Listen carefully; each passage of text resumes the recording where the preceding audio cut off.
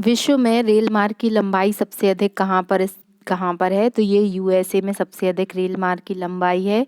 विद्युत उत्पादन के लिए भूतापीय ऊर्जा का उपयोग सर्वप्रथम किस देश में हुआ? तो इटली में हुआ था। आप जानते हैं कि इटली से रेनेसां पुनर्जागरण की शुरुआत भी हुई थी। तो भूतापीय ऊर्जा विद्युत उत्पादन के लिए सबसे पहले किसने बनाई? तो इटली नामक देश ने बनाई। कीनन स्टेडियम कहाँ पर स्थित है? तो कीनन स्टेडियम जमशेदपुर में स्थित है, याद रखिएगा। ओवेल कहाँ स्थित है? ओवेल ब्रिटेन में स्थित है। कोयला उत्पादन की दृष्टि से भारत विश्व में कौन सा स्थान रखता है? तो जो भारत का कोयला प्रोडक्शन में रैंक है वो 3rd है। फिर कूलगुरली किस खदान के लिए स्थित है? तो कूलगुरली, कूलगाड़ी, ये आपने खदानों के नाम सुने होंगे। ये गोल्ड माइंस हैं और बहुत अधिक फेमस हैं, याद रखिएगा। विश्व प्रसिद्ध उलंग किस्म की चाय किस देश में पैदा होती है? तो जिस देश को चीन नहीं मानता है, ताइवान की फेमस चाय है उलंग चाय, इसको याद रखना है। जूट उत्पादन में भारत का कौन सा स्थान है? तो इसमें वेस्ट बंगाल काफ़ी अधिक प्रोडक्शन करता है, तो भारत का पहला स्थान है जूट के प्रोडक्शन में। शतरंज ऑस्कर पुरस्कार किस पत्रिका के द्वारा प्रदान किया जाता है? तो ये 64 स्क्वायर है। 64 स्क्वायर पत्रिका होती है। आप जानते हैं कि शतरंज में जो चैम्बर होते हैं वो कितने होते हैं? 64 होते हैं। तो आपको याद रखना है कि 64 स्क्वायर पत्रिका जो है वो क्या करती है? शतरंज ऑस्कर पुरस्कार देती है। प्रथम बार राष्ट्रीय खेल दिवस के रूप में कब मनाया जाता था? मतलब पहली बार राष्ट्रीय खेल दिवस कब मनाया गया? तो याद रखिएगा कि 29 अगस्त 1995। क्यों मनाते हैं खेल दिवस? तो महान खिलाड़ी हॉकी के मेजर ध्यानचंद जी की याद में मनाया जाता है, याद रखिएगा। अभी मेजर ध्यानचंद पुरस्कार किसको मिला है, क्या आप बता सकते हैं? टेनिस के बहुत ही महान प्लेयर हैं शरद कमल, जिनको क्या मिला है? मेजर ध्यानचंद पुरस्कार मिला है। इससे भी इम्पोर्टेंट प्रश्न ये बन सकता है, क्योंकि ये चेंज हुआ है। जब खेलों का इसके पहले कौन सा सबसे बड़ा पुरस्कार माना जाता था? तो राजीव गांधी खेल रत्न पुरस्कार। लेकिन वर्तमान सरकार ने राजीव गांधी खेल रत्न पुरस्कार का नाम बदल के क्या कर दिया गया है? मेजर ध्यानचंद अवार्ड कर दिया गया है, जिसमें कितना पैसा मिलता है? 25 लाख रुपए मिलता है। तो ये 2022 के लिए एक ही खिलाड़ी को मिला है, जिनका नाम है शरद कमल, जिनने कॉमनवेल्थ में सर्वाधिक मेडल जीते थे। तो ये प्रश्न पूछे जाने की संभावना बहुत अधिक है, इसको अच्छे से पढ़ लीजिएगा। फिर विश्व के वन्य क्षेत्रों में किस वन के फैलाव की प्रतिशतता सबसे अधिक है? कुल मिला के ये पूछना चाह रहे हैं ये कि कौन से वन है जो सबसे अधिक परसेंटेज एरिया में पाए जाते हैं? तो वो है उष्णकटिबंधीय वर्षा वन। उष्णकटिबंधीय वर्षा वन है वो सबसे अधिक प्रतिशत की दृष्टि से फैले हुए वन हैं। फिर किस नदी का तेल जो है, किस नदी को तेल नदी कहा जाता है? तो नाइजर, अभी हमने डिस्कस किया था। तो नाइजर ऑयल रिवर कहलाती है, ये याद रखिएगा। कौन सी नदी है? नाइजर नदी है। फिर नर्मदा घाटी, मोस्ट इम्पॉर्टेंट प्रश्न है, एमपीपीएससी का फेवरेट क्वेश्चन है। अगर आपने एमपीपीएससी के ओल्ड ईयर्स पेपर देखे होंगे तो आपने देखा होगा एक भी साल का पेपर ऐसा नहीं है जिसमें सतपुड़ा या फिर रेंज से क्वेश्चन ना पूछे गए हों। तो ये आपको बहुत अच्छे से ये वाला टॉपिक तैयार करना पड़ेगा कि नर्मदा घाटी किन पर्वत श्रृंखलाओं के बीच स्थित है? तो सतपुड़ा और विंध्याचल, याद रखिएगा। अब नर्मदा घाटी की बात आई है तो नर्मदा नदी को मध्य प्रदेश की जीवन रेखा कहा जाता है। ये कहाँ से निकलती है नर्मदा नदी? तो जो अमरकंटक की पुष्पराजगढ़ तहसील है वहाँ से निकलती है। नर्मदा नदी की लंबाई कितनी है? तो 1077 किलोमीटर लंबाई है मध्य प्रदेश में, इसको भी याद रखना है आपको। और नर्मदा नदी की सहायक नदियाँ कौन कौन सी हैं? नर्मदा नदी से मध्य प्रदेश के जैसे कि जबलपुर है, मंडला है, होशंगाबाद है, ये शहर नर्मदा नदी के किनारे हैं। तो नर्मदा नदी से रिलेटेड जितने भी क्वेश्चंस बनते हैं इसको आपको बहुत अच्छे से तैयार कर लेना है। वनडे वंडर्स किसकी बुक है? तो वनडे वंडर्स जो है वो सुनील गावस्कर जी की बुक है। सुनील गावस्कर जी का नाम आप सभी इनसे परिचित ही होंगे। भारत में वर्षा की उच्चतम मात्रा वाला स्थान कौन सा है? तो ये मासिनराम है। मासिनराम किस स्टेट में आता है ये आपको कमेंट बॉक्स में लिखकर बताना है। ग्रामीण स्वशासन के न्यूनतम स्तर पर कौन सा लोकतांत्रिक संगठन स्थापित किया गया? तो ये आप जानते हैं कि ग्राम पंचायतों को स्थानीय स्वशासन की बहुत ही महत्वपूर्ण इकाई माना गया है। और ग्राम सभा किस आर्टिकल में है, ये मैंने आपको पंचायती राज से रिलेटेड सारे आर्टिकल याद कराए हैं। यदि आपने वो नहीं देखा है वीडियो तो आप उसे डेफिनेटली देख लीजिए, वो बहुत ही महत्वपूर्ण है। जो 243A है, इसके अंतर्गत ग्राम सभा का वर्णन किया गया है। वर्तमान ग्रामीण स्वशासन की संरचना किसकी सिफारिश पर आधारित है, तो ये बलवंत राय मेहता कमेटी की सिफारिश पर है। जो आज हम त्रिस्तरीय पंचायती राज देखते हैं, तो ये वाला कॉन्सेप्ट किसने दिया था, तो बलवंत राय मेहता जी ने दिया था। ये वाला चैप्टर भी मैंने पढ़ाया है, जिसमें महत्वपूर्ण कमेटीज पंचायती राज की, उनकी क्या रिकमेंडेशन थी, क्या उनको लागू किया गया, क्यों लागू नहीं किया गया। जिसमें बलवंत राय मेहता कमेटी, अशोक मेहता कमेटी और सिंघवी समिति, जिनकी सिफारिश पे पंचायती राज को संवैधानिक स्टेटस प्राप्त हुआ, ये सारा कुछ मैंने पढ़ाया हुआ है। आप पंचायती राज वाला चैप्टर देख लीजिए, आपको पूरा समझ में आ जाएगा। फिर स्वर्ण सह समिति, मोस्ट इम्पॉर्टेंट प्रश्न ये भी है, पूछा गया है, यूपीएससी में भी आया है ये प्रश्न कि स्वर्ण सह समिति ने जिस प्रश्न पर विचार किया था वह क्या था। तो उन्होंने बोला था कि मूल अधिकारों की तुलना में नीति निर्देशक तत्वों को अग्रता। अब ये क्या है, इसे हम समझते हैं कॉन्सेप्ट से। देखिए, फंडामेंटल राइट जो है वो कहाँ कहाँ से बताया गया, मतलब आर्टिकल 12 से लेके आर्टिकल 35 तक फंडामेंटल राइट की बात की गई है। लेकिन फंडामेंटल राइट तो ठीक है, डीपीएसपी को भी आपको समझना पड़ेगा। ये क्या है, नीति निर्देशक तत्व। तो जो स्वर्ण सह समिति है, स्वर्ण सह समिति की रिकमेंडेशन पर ही संविधान में डीपीएसपी को जोड़ा गया था।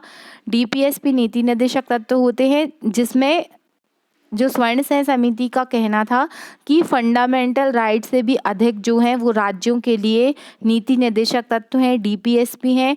तो डीपीएसपी को प्रायोरिटी दी जाएगी, ना कि फंडामेंटल राइट को। तो आई होप आपको ये स्वर्ण सह समिति का कॉन्सेप्ट समझ में आ गया होगा। आपके एग्जाम में डायरेक्ट यही प्रश्न पूछा जाएगा, सिंपल सा, कि डीपीएसपी का कॉन्सेप्ट कौन सी समिति की रिकमेंडेशन पर लाया गया। तो आपको याद रखना है स्वर्ण सह समिति। डीपीएसपी को किस संविधान संशोधन के द्वारा जोड़ा गया, कौन कौन से आर्टिकल में मेंशन है, ये आपको बताना है। मानव रक्त का पीएच कितना होता है, तो 7.4 होता है, ये याद करना है आपको। अब हमें कैसे याद होगा, तो जो पीएच स्केल होता है, पीएच का फुल फॉर्म क्या होता है, पोटेंशियल ऑफ हाइड्रोजन आयन। जो हाइड्रोजन आयन का पोटेंशियल है वो पीएच स्केल से मेज़र करते हैं। तो इसको ध्यान से समझिए कि ये पीएच स्केल 1 से लेके 14 तक होती है। जो 7 होता है वो न्यूट्रल होता है, मतलब उदासीन होता है। तो ऐसा कौन सा तत्व है जिसका जो पीएच होता है वो 7 होता है, तो वो होता है वाटर। H2O जो होता है वाटर, जिसे हम पीते हैं, उसका जो पीएच होता है वो 7 होता है। फिर 1 से लेके 7 तक जितने भी तत्व आएंगे उनका जो पीएच होगा वो कैसा होगा, अम्लीय होगा, एसिडिक नेचर का होगा। और 7 से लेके 14 तक जितने भी एलिमेंट्स होंगे या तत्व होंगे उनका जो नेचर होगा वो कैसा होगा, बेसिक होगा, मतलब क्षारीय होगा। तो अब आपको याद रखना है, जैसे नींबू है, तो नींबू कैसा होता है, खट्टा होता है। तो नींबू का नेचर कैसा होता है, वो एसिडिक होता है, मोर एसिडिक होता है, मतलब उसका पीएच आपको 1, 2 से लेके 3, 4 तक मिल जाएगा। जो शराब होती है तो वो भी एसिडिक होती है। इस तरीके से आपको याद करना पड़ेगा। जैसे जो यूरिन होता है तो यूरिन का पीएच कितना होता है, दूध का पीएच कितना होता है। तो आप, अगर आपको पीएच पता है तो आप बता सकते हैं कि उनका नेचर क्या होगा। या अगर आपको नेचर पता है तो उससे भी आप डिफाइन कर सकते हैं कि कोई चीज़ कड़वी लगती है या मीठी लगती है, उसके आधार पे भी बता सकते हैं। तो ये कॉन्सेप्ट किसका है, potential of hydrogen ion pH meter का। तो आई होप आपको समझ में आ गया होगा। देखिए, मेरा उद्देश्य ये है कि अगर आप ऐसे पढ़ रहे हैं, वन लाइनर फैक्ट भी पढ़ रहे हैं, तो आपको सिर्फ ऐसा रटना नहीं है कि मैंने बोला वेस्टर्न घाट में जैव विविधता अधिक है, तो अब आपको यही नहीं पता पहले कि वेस्टर्न घाट क्या है, उसकी लोकेशन क्या है, तो आप कैसे, इतने सारे फैक्ट तो हम रट नहीं सकते ना। इसलिए मोस्ट इम्पॉर्टेंट थिंग ये है कि हमें अपना जो कॉन्सेप्ट है वो बहुत अधिक क्लियर करना है, ताकि क्या हो कि हमें रटने की बजाय समझने पर अधिक जोर देना पड़े। और इससे क्या होगा, आप एक बार अगर आपने एक बार पीएच मीटर का कॉन्सेप्ट समझ लिया कि पीएच क्या है, इसमें एसिडिक क्या है, बेसिक क्या है, तो आप जीवन पर्यंत नहीं भूलेंगे कि जो न्यूट्रल क्यों होता है वाटर। तो आई होप आप समझ रहे होंगे कि मैं क्या कहना चाह रही हूँ। चलिए पढ़ते हैं। शिवाजी के भारत में कौन सी नदी पश्चिमी घाट से नहीं निकलती है? तो अब इट्स डिपेंड ऑन ऑप्शन की क्या दिया जा रहा है, लेकिन यहाँ पर आंसर होगा महानदी, क्योंकि महानदी पश्चिमी घाट से नहीं निकलती है। तो महानदी कहाँ से निकलती है? अब सारा कुछ मैं नहीं पढ़ाऊंगी, आपको भी एफर्ट्स करना पड़ेगा। तो आपको नहीं पता तो आप सर्च करके लिखिए, क्योंकि यदि आप सर्च करके भी आंसर लिख देंगे ना तो आपको हमेशा याद हो जाएगा। शिवाजी के साम्राज्य की राजधानी कहाँ स्थित थी? तो शिवाजी के साम्राज्य की राजधानी महाराष्ट्र में रायगढ़ में स्थित थी, इसको याद रखना है, वीर शिवाजी। पृथ्वी पर सबसे अधिक जो ड्राई प्लेस है, सबसे अधिक शुष्क स्थान है, वो कौन सा है? चिली। चिली किस तत्व के लिए फेमस है? तो यहाँ पर आपको चिली में मिलेगा क्या, कौन सा एलिमेंट चिली में फेमस होता है, याद रखिएगा उसको। ये आपको भी बताना है कि चिली में कौन सा एलिमेंट प्राप्त होता है। वैसे यहाँ पर सिल्वर नाइट्रेट मिलता है, तो इसको आपको याद रख लेना है। पर्यावरण स्वच्छ रखने की दृष्टि से कौन सा ऊर्जा का सर्वोत्तम स्रोत है? तो वो है सोलर एनर्जी, क्योंकि सन जो है वो क्या है? लाइट का यूनिवर्सल रिसोर्स है। तो क्या होगा, इससे आपको जो ऊर्जा है वो आसानी से बना सकते हैं। लेकिन ये सोलर एनर्जी के प्रोडक्शन में अभी कौन सा स्टेट टॉप पर चल रहा है? तो राजस्थान चल रहा है, इसको याद रखिएगा।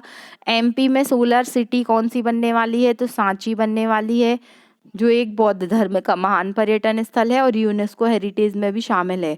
अब यूनेस्को का नाम आया है तो आपको ये पता होना चाहिए कि मध्य प्रदेश में यूनेस्को के कितने स्थल शामिल हैं।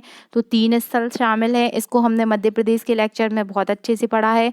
पहला जो है वो है खजुराहो, दूसरा है सांची और तीसरा है भीमबेटका।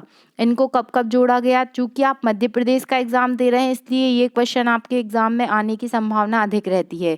जो खजुराहो है, खजुराहो को जोड़ा गया था कब? 1986 में।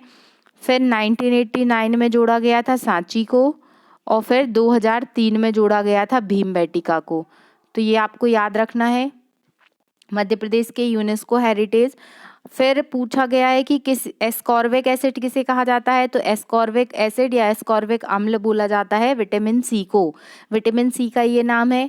पूरे विटामिन आपको पता होने चाहिए, ये बहुत इंपॉर्टेंट टॉपिक है साइंस की है, इसमें आपसे पूछे जाएंगे। विटामिन के 2 टाइप्स होते हैं, एक होता है वाटर सॉल्युबल और एक होता है फैट सॉल्युबल। तो जो वाटर सॉल्युबल होते हैं वो होते हैं बी और सी। हम WBC बोलते हैं, वाइट ब्लड कॉर्पसल्स। तो WBC से याद रखिएगा कि वाटर सॉल्युबल विटामिन कौन से हैं? विटामिन बी और विटामिन सी। और फैट सॉल्युबल में कौन कौन से आ जाएंगे? तो अब जो बचे हैं वो फैट सॉल्युबल में आ जाएंगे। तो फैट सॉल्युबल में कौन कौन से विटामिन आ जाएंगे? Vitamin A, vitamin D, vitamin E और विटामिन के, ये फैट सॉल्युबल विटामिन है। विटामिन वाला लेक्चर साइंस की प्लेलिस्ट या तो मैं आपको यहीं पर डिस्क्रिप्शन में दे दूंगी, तो आप वहां से देख लीजिएगा, जिसमें मैंने पूरा विटामिन अच्छे से पढ़ाया है, न्यूट्रिएंट, कार्बोहाइड्रेट, प्रोटीन, सारे कुछ का जो जैसे क्वेश्चन पूछे जाएंगे उसी फॉर्मेट में पढ़ाया है, आप वहां से देख लीजिएगा। फिर नेक्स्ट क्वेश्चन है कि कौन सा पादप अपना भोजन अकार्बनिक पदार्थों से निर्मित करता है? तो जो रबर का पौधा होता है वो क्या करता है? अकार्बनिक पदार्थों से अपना भोजन प्राप्त करता है। सबसे अधिक रबर उत्पादक देश कौन सा है? ये प्रश्न भी पूछा जाता है, तो याद रखिएगा थाईलैंड। थाईलैंड में सबसे अधिक रबर का प्रोडक्शन होता है। जो रबर होता है, रबर का जो वल्कनाइजेशन होता है, तो उसमें कौन सा तत्व मिलाया जाता है? तो सल्फर मिलाया जाता है, जिससे रबर क्या हो जाती है? सॉफ्ट हो जाती है। भारत में प्रथम जल विद्युत पावर स्टेशन कहाँ पर स्थापित किया गया था? तो ये सिंड्रापोंग है, ये एक स्थान है जहाँ पर प्रथम जो है वो हाइड्रो इलेक्ट्रिक पावर स्टेशन बनाया गया था। फिर शरीर में जोड़ों में गठिया रोग हो जाता है, तो वो किसके जमाव के कारण होता है? आपने देखा होगा कई लोग रहते हैं जिनको गठिया रोग होता है, जिसके कारण उनको चलने फिरने में बहुत दर्द होता है, ऐंठन होती है, हाथ पैर उनके बहुत अधिक, उनमें क्या हो जाता है, बहुत अधिक मतलब एक क्या बोलना चाहिए, जकड़ापन हो जाता है। तो वो किसके कारण होता है? यूरिक एसिड के कारण होता है। यूरिक एसिड के जमाव के कारण क्या हो जाता है? गठिया रोग हो जाता है। इसको बस याद कर लीजिए आप।